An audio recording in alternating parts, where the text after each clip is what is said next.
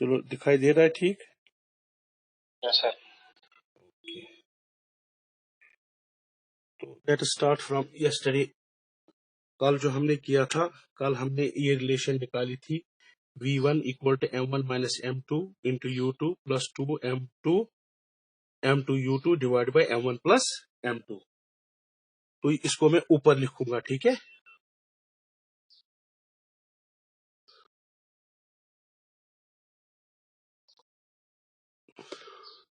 V1 यानी velocity of the first ball A, वो हमने निकाला था V1 equal to M1 minus M2 plus 2 M1, एक minute 1 minute, U1 plus 2 M2 U2 divided by M1 plus M2. Okay. Now similarly when we substitute, जैसे हमने पिछले substitute किया था उसी तरह से जब substitution करेंगे V2 will be equal to, just change 1 को 2 में करो और 2 को 1 में करो तो you will get the same. Don't need not to solve the equation again. ठीक? So we can write M2 minus M1 U2 plus 2 M1 U1 divided by M1 plus M2. ठीक? These were the velocities of the two bodies which collided, and after collision they moved with body A moved with velocity V1 and body 2 moved with velocity V2. Now different cases arise here. Let us say case 1. When M1 is equal to M2 is equal to M. Let us say that bodies which are colliding have the same mass. What will be the velocity of the first ball after collision and velocity of the second ball after collision? Now V1 we will substitute M1 equal to M2 in this equation as well as in this equation. So V1 will be equal to M1 minus, so it will be M minus M U1 plus 2M U2 divided by M plus M. So this will be equal to M minus M, that is 0, into U1, that is 0, plus 2M2 2MU2 divided by 2M, which is equal to 2MU2 divided by 2M. M and M will cancel out, 2 and 2 will cancel out, so this will be equal to U2. So what does that mean? Velocity V1, this V1 is equal to U2. That means velocities have been exchanged. U2 किसकी velocity थी? जो before collision body B की थी, वो अब किसकी बन गई? Body 1 की after collision. ठीक? Is it clear? Is it clear? Yes, sir. Okay. Yes, sir. तो इसमें exchange of velocity, ठीक है? Of velocities. जरा देखिए V2 क्या बन गया? And this will be M minus M, that will be 0. 2M divided, तो ऊपर क्या आएगा? 2M U1 divided by नीचे भी क्या आएगा? 2M. This will cancel, this will cancel. So this will be equal to U2. Here again V2 is equal to U2. यानी जो इसकी velocity है after separation किसकी velocity बन गई? After separation U2. V2 किसकी बन गई? U2 की. ठीक? No, this is U1. U1 किसकी बन गई? ये जो सेकंड बॉडी की वेलोसिटी किसमें आ गई? पहली बॉडी की वेलोसिटी किसमें एक्सचेंज हो गई? सेकंड बॉडी की. और सेकंड बॉडी की वेलोसिटी किसमें एक्सचेंज हो गई? फर्स्ट बॉडी की. ये कब होता है? When these collision are elastic and having the mass same mass. ठीक है? ये सीधी सी बात है. अगर आप कैरम बोर्ड खेलते हो, ठीक है ना, अगर आप जो पॉइंट्स होते हैं, अगर एक पॉइंट स्ट्राइकर से नहीं, जो पॉइंट ही होते हैं, अगर आप उसको मारो तो ये वाली बॉडी ये ट्रांसफर करेगी इसकी वेलोसिटी, अगर ये भी इसी वेलोसिटी, इसमें अगर रुकी होगी तो ये चली जाएगी, ये रुकेगी, ये भी केस है आगे, ठीक है। So we get in if the masses are same, then after collision velocity get exchange. पहले की वेलोसिटी सेकंड की वेलोसिटी बन गई और सेकंड की वेलोसिटी पहले की बन गई, ठीक है यहां तक। Should I rub it? Yes, sir. Yes, sir. Okay, now case second, case second,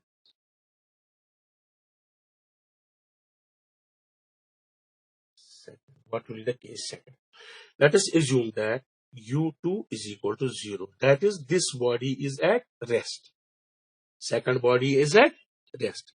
Now we know that v1 क्या है हमारे पास, v1 कितना था, v1 हमारा था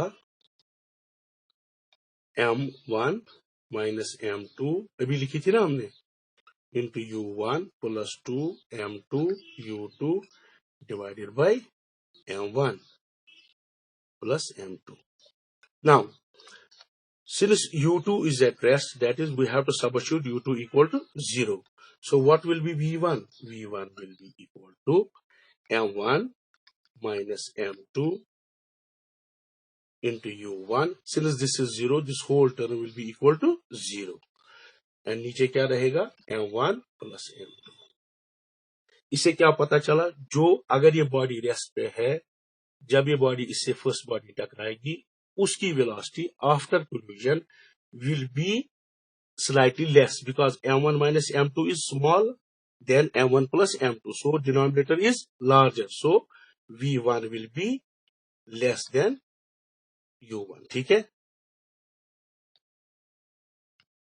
Now v2 अभी हमने लिखा था m2 minus m1 u2 plus 2 m2 m1 u1 divided by m1 plus m2. Now, as u2 is equal to 0, we have assumed that this second body is at rest. So v2 will be equal to, now u2 will be 0, this whole thing will be 0. We are left with 2 m1 u1 divided by m1 plus m2, ठीक है। This will be the velocity, ठीक है। Now, इस second case में से 3 सब cases arise होते हैं। क्या होते हैं? 3 सब केसेस, तो वो हमें सॉल्व करने हैं, ठीक। तो पहला केस, अब हमें ये दो इक्वेशंस हम लिख के रखेंगे, v1 और v2 की, ठीक है, एक ही जगह, या ऐसे रखो। नाउ केस सब केस 1, ठीक है, sub case 1, when m1 m2 m1 is much greater, बहुत लार्ज है as compare to m2, and this u2 is equal to 0, यानी कि ये बहुत मैसिव है, ये बहुत बड़ी है as compare to this body, ठीक, और ये रेस्ट पर है, तब क्या होगा। Now 2 m1 m2 divided by, now if m1 is massive, then what will be v1? Then v1 will be equal to, now m1 बहुत बड़ा है m2 से, we can write m1 minus m2 approximately m1. Suppose ये 50,000 है, ये 10 है, तो we 50,000 minus 10, it is approximately 50,000. So m1 minus m2 can be written as m1, clear? And u1, since u2 is at rest, this will become 0. This will be m1 plus m2, clear? No, this will be again m1 plus m2 will again be m1. m1 and m will cancel out, so this will be u1. तो यहाँ m1 plus m2 भी हमने लिखा क्या, m1 ही और m1 minus m, क्योंकि m1 हमने माना बहुत लार्ज है एज कंपेयर टू। तो यहाँ पर हमें क्या चला, जो v1 है, velocity of first body after this collusion, वो वही रहेगी जो पहले इसकी वेलोसिटी थी। ये सीधी सी बात है, अगर बहुत बड़ी बॉडी होगी और एक छोटा सा होगा, अगर ये इसके साथ टकराएगा, इसकी वेलोसिटी को कोई फर्क पड़ेगा? आई एम आस्किंग क्वेश्चन, देखो ये बहुत बड़ी, समझो एक हाथी है, ठीक है, वो दौड़ रहा है और यहाँ पर एक बॉल है, ठीक, रुकी हुई छोटी सी बॉल, उससे जब टकराए क्या एलिफेंट की वेलोसिटी में कोई फर्क पड़ेगा, हाँ या ना? नो सर, वही, वेरी गुड, हमने माना है कि इसका मास बहुत मैसिव है एज कंपेयर टू दिस, जब ये इससे टकराएगी तो इसकी वेलोसिटी को कोई फर्क नहीं पड़ना चाहिए, तो वही v1 क्या रहना चाहिए, u1 ही, तो यहां पर हमें निकला। Clear? Is it clear? Yes sir. Okay, जरा v2 क्या रहेगी? अब इसको क्या होना, जब एक बहुत बड़ी बॉडी है इसके साथ टकराएगी, या बहुत बड़ी बॉडी है इसके साथ टकराएगी, इसकी वेलोसिटी क्या होनी चाहिए? पहले से ज्यादा बढ़नी चाहिए या कम होनी चाहिए? क्योंकि ये रुकी थी ना, ये रुकी थी, अब ये बहुत बड़ी बॉडी इससे टकराने, एलिफेंट टकराए एक टेनिस बॉल से, अब टेनिस बॉल की वेलोसिटी बढ़ेगी या घटेगी? वेरी गुड, देखेंगे वही v2 किसके बराबर है, v2, देखिए यहां पर m2 लेस है, ठीक है ना, m2 लेस है, सो this will B minus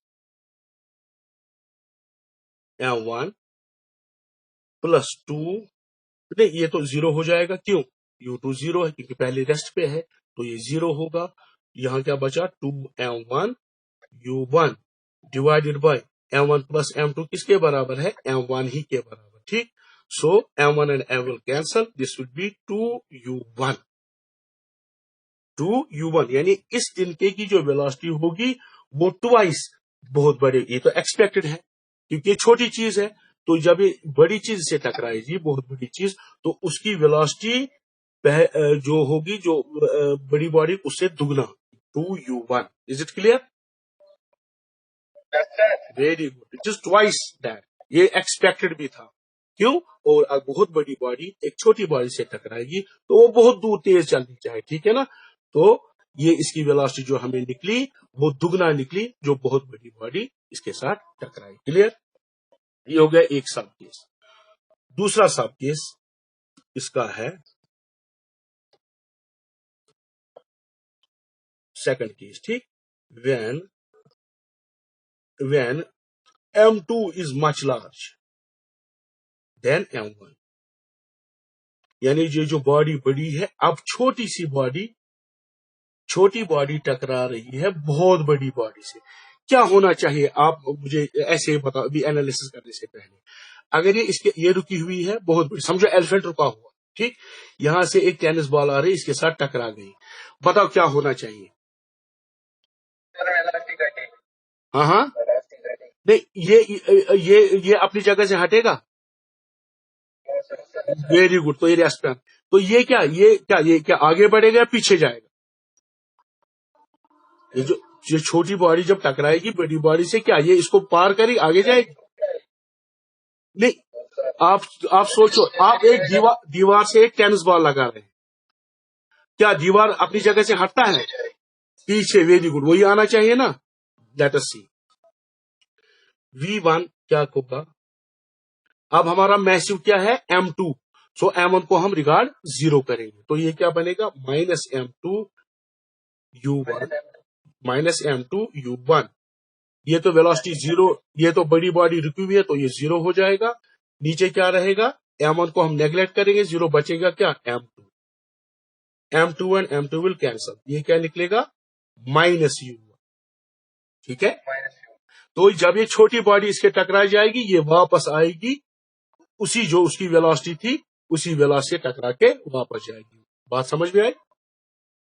v1 किसकी वेलोसिटी है आफ्टर कोलिजन, ये पहली बॉडी की है, वो कितनी बनती है, u1, जो उसकी पहली थी लेकिन माइनस, ये टकरा के अब जो बड़ी बॉडी, ठीक है ना, बड़ी बॉडी चलनी चाहिए, नहीं चल रही, उसकी वेलोसिटी क्या निकलनी चाहिए, इसकी वेलोसिटी, वेरी गुड, निकलनी चाहिए, वो क्या, उसकी वेलोसिटी क्या है, v2, ठीक, सो v2, नाउ m2 u2 0 है क्योंकि ये रुकी हुई है तो ये सारा 0 हो जाएगा, बचा क्या, देखो 2m1 क्या हमारा है, ऑलमोस्ट, क्योंकि बहुत स्मॉल है, तो m1 अप्रोक्सीमेटली हम 0 लेंगे कि नहीं, in comparison to mass m2 because m2 is now greater, so this thing will be 0. नीचे क्या होगा, m1 plus m2 बनेगा m2, 0 by m2 that is 0. ठीक, अप्रोक्सीमेटली ये 0 बन जाएगी. ठीक है, ये क्लियर हुआ. यानी जब छोटी बॉडी बड़ी बॉडी से टकराएगी जो रुकी हुई है, तो उस बॉडी पे कोई स्पीड वो अपनी जगह ही रहेगी. बात समझ में, उसकी वेलोसिटी m2 कितनी निकली, 0. Is it clear? समझ, हाँ, वेरी गुड. अब लेंगे थर्ड केस. थर्ड केस क्या है, m1 is equal to m2 is equal to m, यानी दोनों अब बॉडी सेम मास की है. ठीक, and u2 is at rest, यानी सेकंड बॉडी रेस्ट. समझो कैरम के 2 पॉइंट्स हैं, जो कैरम के होते हैं ना 2 पॉइंट्स, उनका मास क्या होता है, सेम होता है ना उनका, स्ट्राइकर के बगैर कैरम के 2 पॉइंट्स. अगर आप उसको स्ट्राइक करोगे, हाँ, इसके साथ स्ट्राइक, क्या होना चाहिए मुझे बताओ. अगर आपने ऐसे के बाद स्टेशनरी रहने चाहिए नहीं, दोनों कैसे स्टेशनरी रहेंगे मुझे पता. आप घर में करो, आप समझो, आप इमेजिन करो, आप एक पॉइंट स्ट्राइक करने पॉइंट मारते हो पॉइंट को उसी मास के, क्योंकि मास उनका सेम होता है. ये जो रुका हुआ है, मिसाल ये u2 इसकी 0 है, इसकी u1 है, बताओ इसको क्या होगा जब ये स्ट्राइक करे. Very good. हाँ, assuming that there is no friction, हम बोलते हैं फ्रिक्शन नहीं है. बताओ. हाँ, जो बॉडी रिसीव करेगी फोर्स थोड़ा आगे बढ़ेगी, ज्यादा वो आगे बढ़ेगी, लेकिन ये रुक जाएगी. आप प्रैक्टिस कर लेना. ठीक है, मेरे पास पॉइंट नहीं थे यहाँ पर, तो वो रुक जाएगा, ऑलमोस्ट रुक. ठीक है ना, तो ये पहला वाला जिसे हमने स्ट्राइक किया वो रुक जाएगा, और पहला वाली इसकी वेलोसिटी, एक्सचेंज ऑफ वेलोसिटी हो, इसकी वेलोसिटी इसमें आएगी, ये 0 हो जाएगा, और ये इसकी वेलोसिटी u1 से चलना चाहिए. ठीक है ना, लेट अस ऑब्जर्व दैट. तो v1 पहले देंगे, v1 क्या निकलेगा, since m1 is equal to m2 is equal to m, so this will be 0. m1 minus ये बनेगा m, ये भी बनेगा m, so this will be 0. This will be 2. m2 के बदले में क्या लिखेंगे, m और u2 divided by m1 plus m1, क्योंकि दोनों m है तो ये बनेगा 2m. 2m will cancel out, that will be u2. बात समझ में आई, यानी किसकी वेलोसिटी इसको आ गई, इसकी, ये क्या था, रेस्ट पे था ना, उसकी वेलोसिटी सेकंड में आ गई. ठीक, अगर हमने इसको रेस्ट पे माना तो u2 क्या है, 0, तो ये रेस्ट पे आएगा. ठीक है, क्योंकि हमने माना ये रेस्ट पे है. क्लियर. अब v1 बताओ क्या है, v2 क्या निकलेगा. देखो भाई, v2 यहां से निकालेंगे, m1 minus m2 that is 0, ये तो 0 बनेगा, बचे क्या, 2m1. m1 के बदले में m लिखेंगे, क्योंकि हमने substitute u1 divided by m1 plus, यहां पर है m1 प्लस m2, 2 बनेगा 2m. 2 and 2 will cancel, v2 क्या होगा, u1.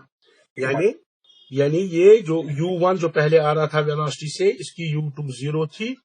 अब जब ये जाएगा तो u1 क्या होगा, वो हमने देखा कि 0, यानी पहला वाला रुक जाएगा, दूसरे वाली की वेलोसिटी वो होगी जो पहले वाले की. Is it clear? Any questions? Mic साहब की ओपन है, तो is there any question? So